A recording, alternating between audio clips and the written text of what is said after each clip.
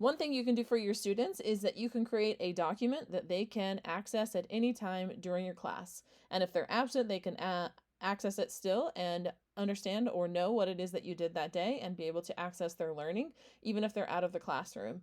So one easy way to do that would be with Google Slides, and there's a lot of reasons why this would be helpful to you. So obviously you could use this to review your classroom expectations or to post your learning intention and success criteria, but you can also link different things that you want for them to do in an agenda format or with the directions for a task, or maybe you want to do 2 or 3 different tasks, so you have a few different slides that have those directions. And the reason why we want to do this and make it available to the students is, yes, obviously you can project it at the front of the room, but that's not the most accessible option for all of our students. If they can have it on their device, that's going to allow for more accessibility. It's going to allow for students to be able to look back at something when they need to. It's going to allow for students that may have vision or other print disabilities to be able to utilize tools on their device or to enlarge or use the read aloud, etc., to help them with that as well. And for those of you that are like me or students that are like me who will lose attention at multiple times during class, this is also a helpful way for them to get back to or reread the directions that they may have missed that were only shared out loud.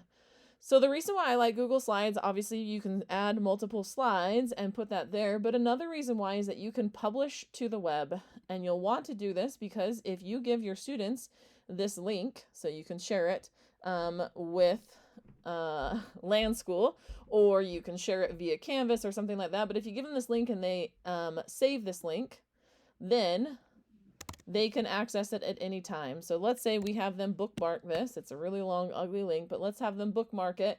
They can get to their 5th period. Of course, I have way too many bookmarks, so it's here at the bottom, but I'll move it up top. They can get to their 5th period learning intentions anytime at the beginning of their class, or if you have a folder for your class, etc., of some of these bookmarks. Notice when it's shared as a link that they can only see the slides. They don't see any of the speaker notes or anything else that might be there, and they could navigate through those. But if you include a hyperlink, they can still click on those, and that will take them to the task that you want them to see, or take them to the document that you want them to make a copy of, or take them to their assignment in Canvas that you want them to complete as part of their learning that day. So you can put those hyperlinks in there as well. And all of those are clickable in this format. Another way that you can utilize it as published to the web is that you can embed it in your Canvas course.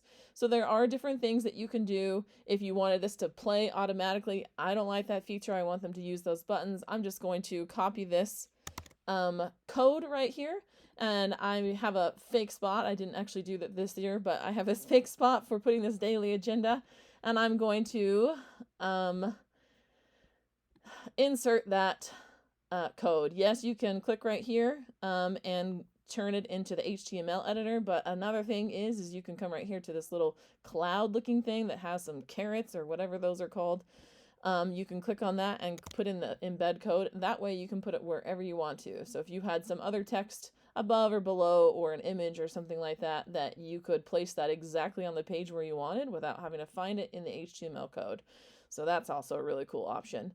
But now that this is in Canvas, my students will then be able to access this just like they did when it was published to the web. It will fit better once it is saved.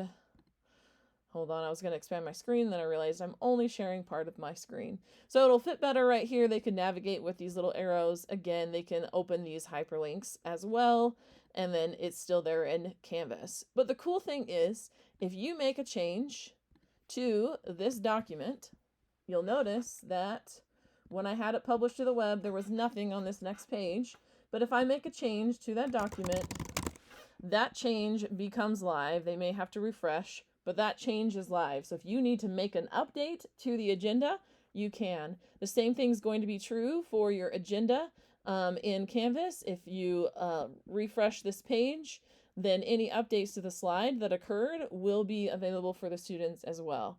So you can use and reuse this slide every single time. So maybe you want to have a page for Monday, Tuesday, Wednesday, Thursday, Friday, and then it kind of decays. And so then the next Monday, you would just write over this. I would change this to the 30th, and I would write over this one rather than having this incredibly long slide.